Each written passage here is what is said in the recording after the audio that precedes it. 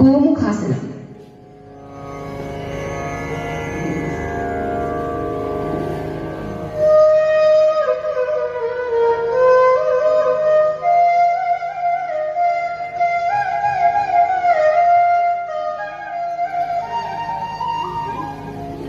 ഗർഭാശയമുഴകളെ നീക്കം ചെയ്യുന്നു.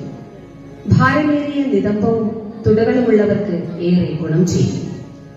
സ്ത്രീകളിൽ സ്ഥലം വികസിക്കുവാൻ ഉത്തമമാണ്. ബീജഗ്രന്ഥിയുടെ പ്രവർത്തനത്തെ ഉത്തേജിപ്പിക്കുന്നു. കൈകളുടെ പിന്നോട്ടുള്ള പിടുത്തം നട്ടെല്ലിന്റെ കൂന് മാറ്റും. വാതരോഗം ശമിപ്പിക്കുന്നു. മൂലക്കുരുവിന് ഉത്തമം.